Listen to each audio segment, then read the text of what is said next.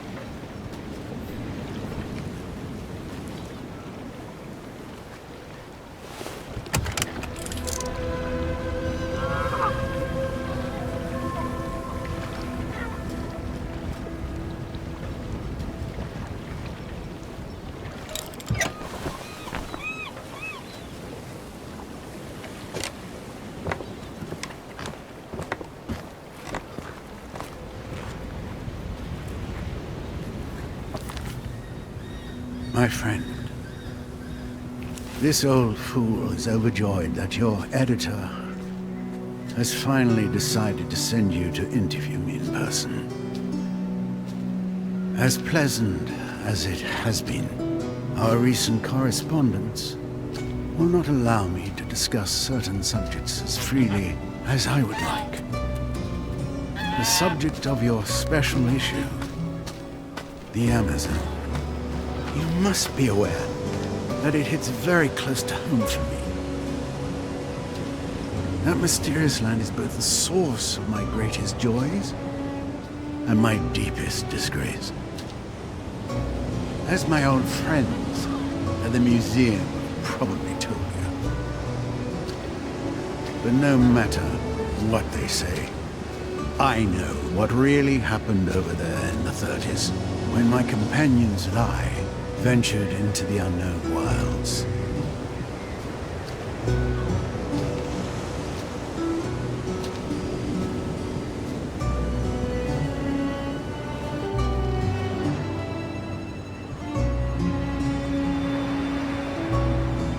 My friends and I, we caused harm. Harm that I am determined to heal today. But I need your help. Not only to finally bring my version of what happened to light, but perhaps to do even more. Time is running out. So, safe travels, my friend. I am quite pleased to welcome you to my humble abode. Signed, Professor Alexandre Valenbois.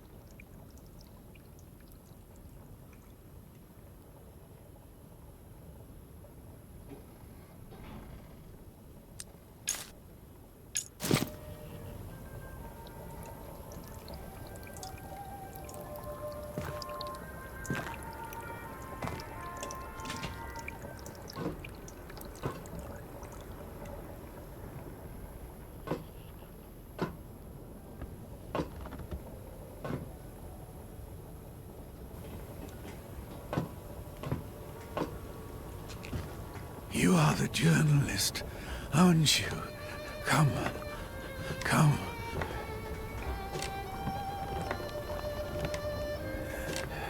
Amerzone. Amerzone. Too late for me. Too late. It's all over for me. I'm no longer in good health, my friend. It's a pity, but what can I do? In any case, Amerzone, all that. No one ever believed me. So,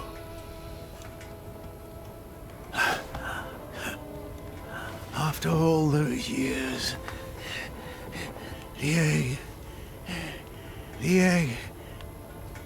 egg is still alive.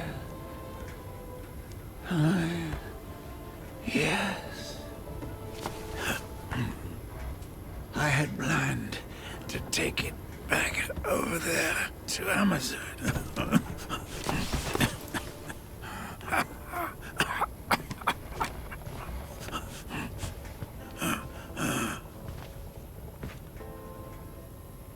My expedition was ready and all planned down to the smallest detail. And now I have no strength left.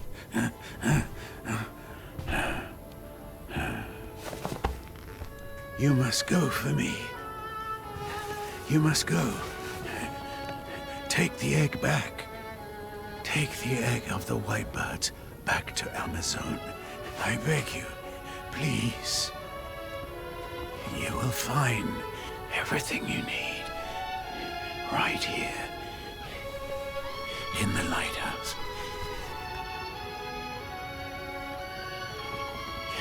You must go to the basement. Please.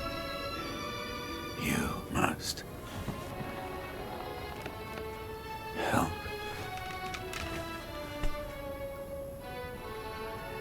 For her.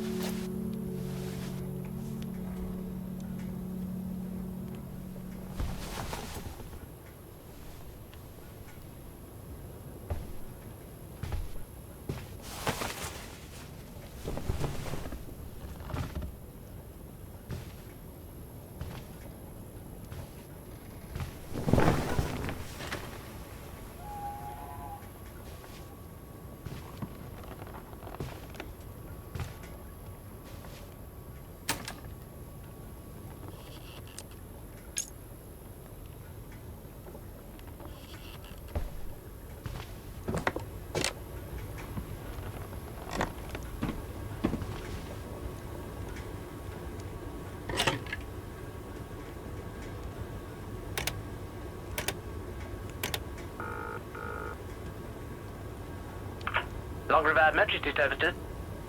Hello? Hello?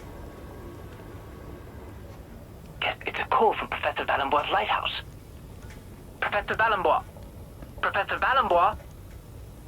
Oh, I hope he's not having another stroke. I'm sending an ambulance to the lighthouse, Professor. Hold on.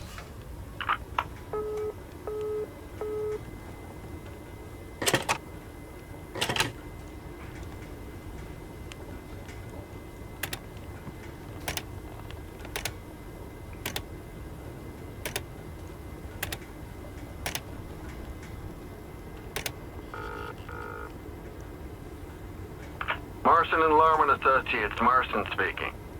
Hello? Is anyone there? Is this the infamous Dan? Would you please stop bothering our poor intern?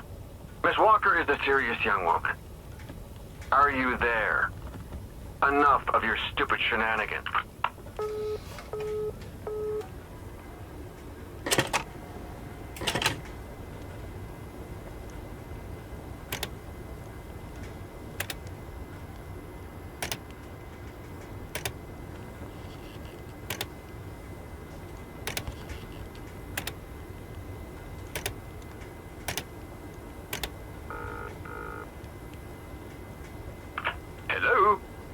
Natural History Paris, curator Edouard Bilot speaking. What? Valenbois? You again? I swear, I told you before, it's no use calling. Your expedition plans to the Amerzone do not interest us. You understand? We have neither the desire nor the means to back your fraudulent adventures. So I beg you to stop bothering us. My predecessors learned the hard way the cost of trusting you. I won't be taking it. You hear me? I am a serious scientist, sir. Goodbye, and good riddance.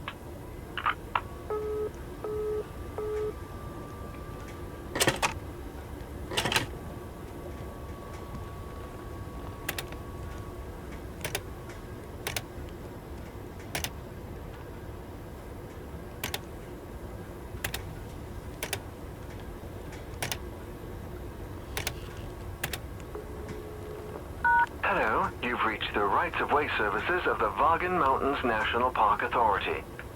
All of our representatives are currently unavailable and are unable to take your call. Please try again later. In the meantime, our services would like to remind you that a storm is coming tonight. So please cancel or postpone any plans for going out you could have. Thank you and have a nice day.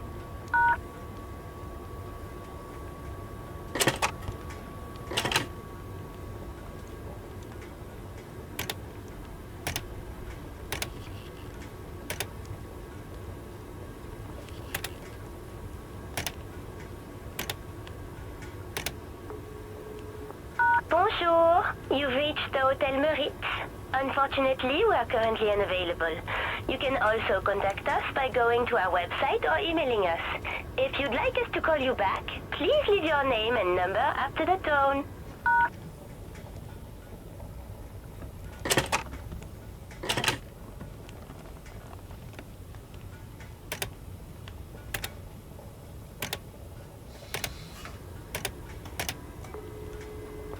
Thank you for calling Candyroff.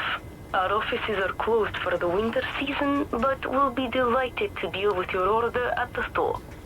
In the meantime, why not try our delicious 𝙀𝙭𝙥𝙀𝙭𝙥𝙀, the bite-sized Asian fish candy with sugary taste, or our hazelnut stuffed Klondikes, or even our Canadian specialty, honey katawas.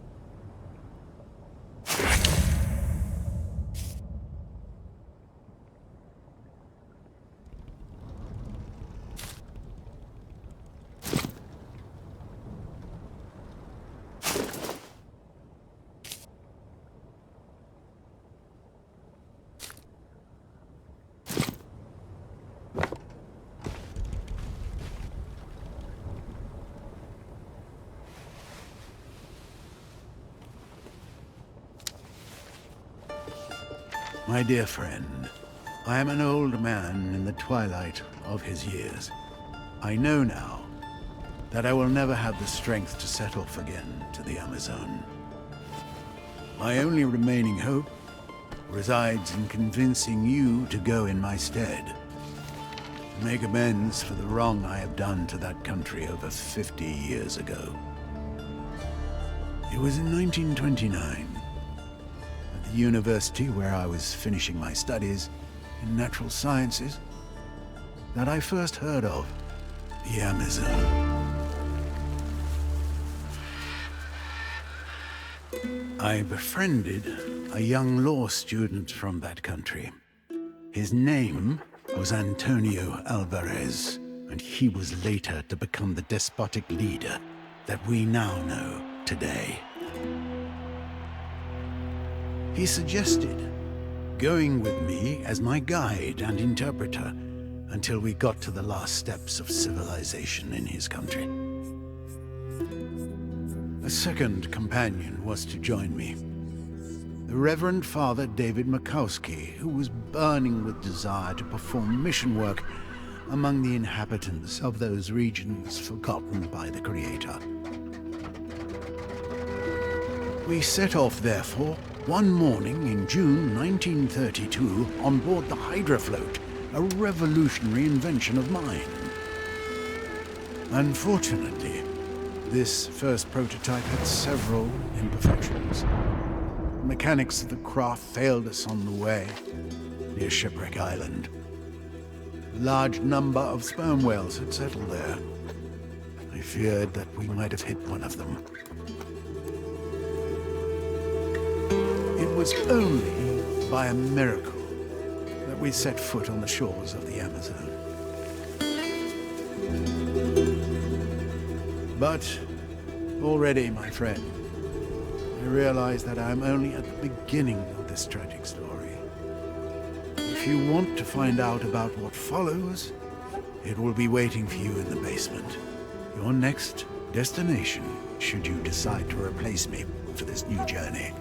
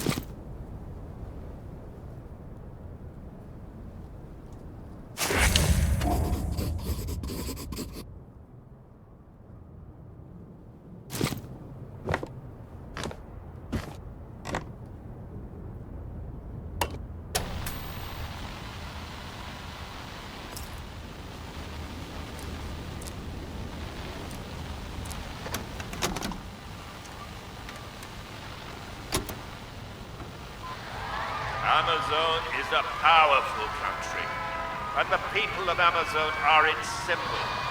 I am the father of the Amazonian people, and as this nation among us, long live Amazone! Long live progress! Progress will liberate us, separate us from the romantic nonsense of the savages. Progress will burst open the door to the modern world so that we, the people of Amerzone, may enter and take our rightful place.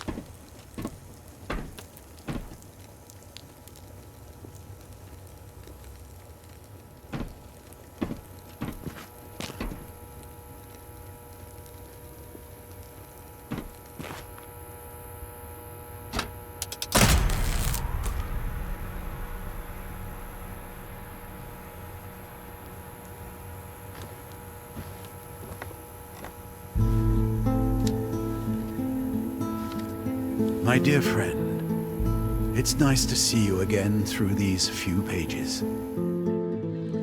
The previous ones ended with my arrival in Amerzone with my comrades, Alvarez and Makowski, in 1932. For some weeks, all three of us traveled to Puebla, a fort village upstream of the river Amazon Delta.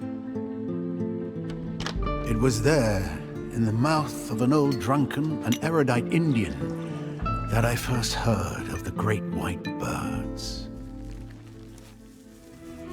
The white birds are dependent on the imposing volcano that rises above the Amazonian jungle. They are majestic skyships of sorts. They glide interminably, taking advantage of the thermals created by the heat from the craters. Every 3 years, one of the females of the colony abandons a single egg that will, all by itself, contain the entire next generation of white birds. But the embryos contained in the egg are subject, it seems, to a brutal alteration in their chromosomes due to the toxic gases that escape the volcano. Left to its own devices, the egg would hatch nasty little black birds with a precarious existence. It is at this point that the intervention of the Ovo-Volahos, an indigenous tribe descending from a very ancient and famous civilization of white bird worshippers, takes place.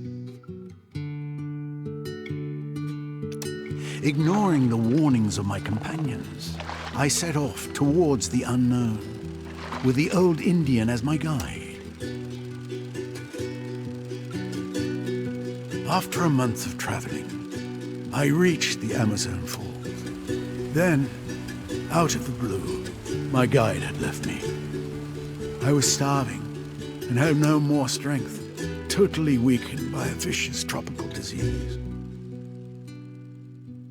I owe my life to the hospitality of the native tribe living near the bottom of the falls. A young Indian girl patiently lavished on me the care that was necessary for my recovery.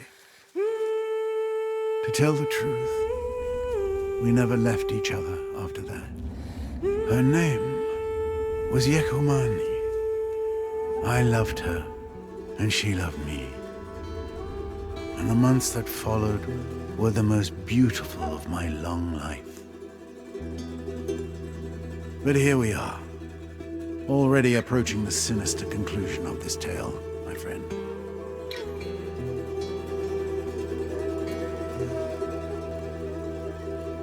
There is still time for you to turn back. But if you decide not to, the end of my story is waiting where yours will begin.